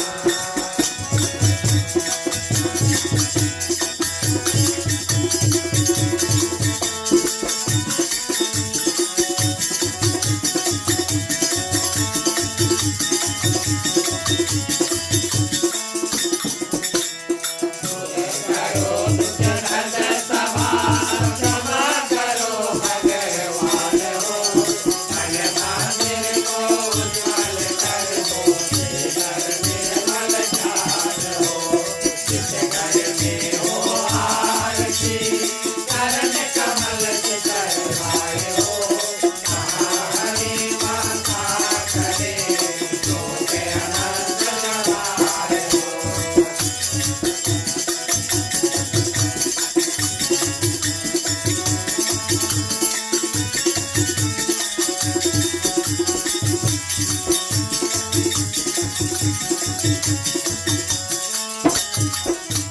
भक्त कीर्तन करे बड़े प्रेम दरियायो हरि चरवन करे सात लोक से आयो सब कुछ दीनाया प्रजे भेंट करूं क्या जानो नमस्कार का भेंट लो जोड़ में दोनों हाथ हो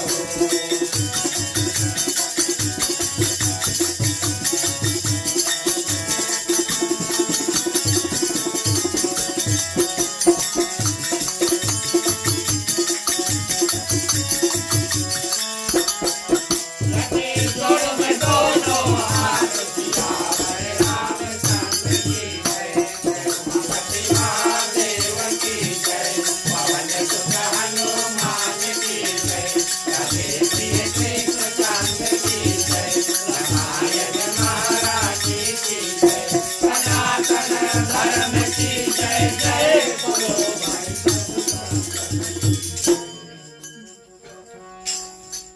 धन्यवाद प्रिय श्रोतागण। अंतिम चरण में दो कार्य। सबसे पहले शुभकामनाएं। इन मंत्रों के साथ में अपना कल्याण, यहाँ पर जितने लोग हैं सभी की कल्याण की प्रार्थना करेंगे। हम में, आप में, समस्त पृथ्वी पर जितने जंतु हैं, चलते हैं, उड़ते हैं, तैरते हैं, किसी में किसी प्रकार का दुख तकलीफ है, इन मंत्रों के साथ में भगवान से प्रार्थना करेंगे हमारा, उनका, सबका दुख प्रिय श्रोतागण दूर करे, थोड़ा थोड़ा शक्ति सबको प्रदान करे, सभी कोई अपने दुख से पार पा सके। मांगने का वक्त आता है, कृपया सभी कोई अपने अपने हाथों को खोल लें। पुरुषों के लिए राइट और लेफ्ट, महिलाएं अपने अपने आंचल अपने अपने हाथ में ले सकती हैं। चलिए प्रार्थना करते हैं। स्वस्ति प्रजाभ्यः परिपालयन्तां न्यायेन मार्गेण मयि महिषाः गोब्राह्मणेभ्यो शुभमस्तु नित्यं लोकाः समस्ताः सुखिनो भवन्तु सर्वे भवन्तु सुखिनः सर्वे सन्तु निरामयाः सर्वे भद्राणि पश्यन्तु मा कश्चित् दुर्भाग्यवते अपौत्रपौत्राणां सन्तु पौत्राणां सन्तु पौत्राणां निर्धनाः साधनाः सन्तु जीवन्तु शारदं शतमे मम जीवन्तु शारदं शतमे मम जीवन्तु शारदं शतमे मम। धन्यवाद प्रिय श्रोतागण। शांति पाठ के लिए सभी कोई अपने अपने हाथों को जोड़े। ओम द्यौ शान्ति अंतरिक्ष ओम शान्ति पृथ्वी शान्तिरापः शान्तिरोषधयः शान्ति वनस्पतयः शान्ति विश्वदेवा शान्ति ब्रह्मा शान्ति सर्वगुण शान्ति शान्तिरेवा शान्ति सामा शान्ति रेधि। ओम शान्ति शान्ति शान्ति। ओम सर्वेषां मंगलं भवतु सर्वेषां कल्याणं भवतु सर्वेषां शुभं भवतु सर्वेषां शान्तिर्भवतु। धर्म की वृद्धि और धर्म का नाश हो, सत्य में सदा सद्भावना हो। हर हर महादेव की जय। जय श्री सीताराम हरे। ओम नमः पार्वती पदे हर हर महादेव हरे। जय जय वीर बजरंगी हर हर महादेव हरे। धन्यवाद प्रिय श्रोतागण। अंतिम शरण में एक बार फिर से अपने ओर से मंडली आदर्श सत्संग रामायण मंडली की ओर से और खास तौर से हमारे ग्राम मालिक माँ की समस्त परिवार श्रीमती गंगाराम माता जी समस्त परिवार की ओर से आप सभी को उनके ग्राम निवास में हार्दिक हार्दिक स्वागत। गृह परिवार को धन्यवाद, उन्होंने कथा का स्थान प्रदान किया और प्रसाद और महाप्रसाद दोनों की आयोजना प्रिय श्रोतागण की। आप सभी को एक प्रसाद और महाप्रसाद का पान करें और जाने से पहले अवश्य गृह परिवार को धन्यवाद और आशीर्वाद देकर जाएं। ये हमारा और आपका कर्तव्य बनता है। थोड़ी देर इसके बाद में मंडली बैठकर कीर्तन करेगी। जो दो लोग हमारे साथ जुड़ना चाहते हैं, गाना चाहते हैं, मिलकर शुरू से साथ में मिलकर गाएंगे या आप बैठकर सुन सकते हैं। चलिए मुख्य श्रोता को पंचामृत दें। राम कहे सुख उपजे कृष्ण कहे दुख जाए महिमा महाप्रसाद की पावन भोग लगाए। तन मन धन है तेरा स्वामी सब कुछ है तेरा तेरा तुझको अर्पण तेरा तुझको अर्पण क्या लागे मेरा। ओम जय जगदीश हरे ओम जय जगदीश हरे।